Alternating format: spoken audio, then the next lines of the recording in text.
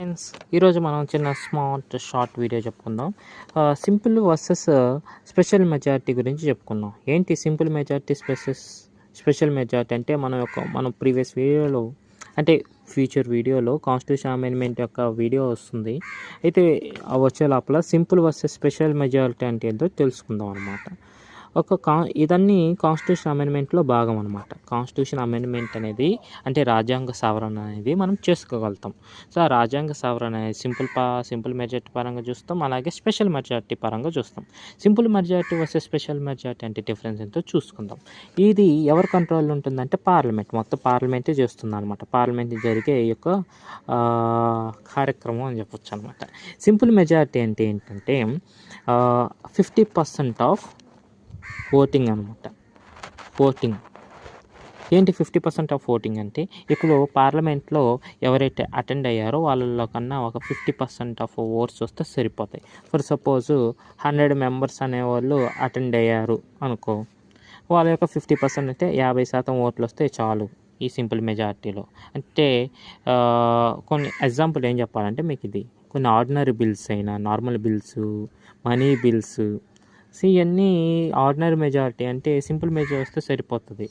అలాగే కొన్ని సిటిజన్షిప్ అంటే సెంటర్ స్టేట్లో ఉండేటి సిటిజన్షిప్ సంబంధించి, అలాగే ఒక శాలరీస్ సంబంధించి వాళ్ళకి శాలరీస్, కొన్ని 5th and 6th షెడ్యూల్ సంబంధించి ఇవన్నీ ఏంటంటే సింపుల్ మెజారిటీ సరిపోతుంది. అంటే సెంట్రల్ కంట్రోల్ ఉంటుంది కాబట్టి ఒక half of the MPs agree చేస్తే సరిపోతుంది.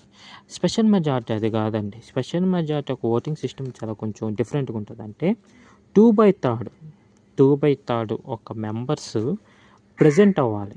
ప్రజెంట్ ప్లస్ ఓట్ వేస్తే ఈ ఓటింగ్ శాతం 50% ఆఫ్ ప్రజెంట్ మెంబర్స్ రావాలి. అదొక అధికరణ. ఇంకో అధికరణ ఏం చెప్తుందంటే ఆర్టికల్ 368, ఇది చాలా ఇంపార్టెంట్.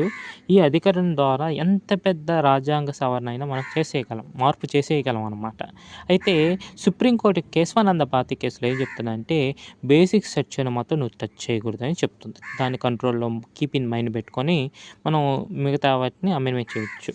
ఆర్టికల్ 368 అంటే 3/3 మెంబర్స్ ప్రెజెంట్ అవ్వాలి, ప్లస్ ఓటింగ్ అవ్వాలి, ప్లస్ వచ్చిన ఓట్లు అనేది 50% కన్నా టోటల్ స్ట్రెంగ్త్ ఆఫ్ హౌసెస్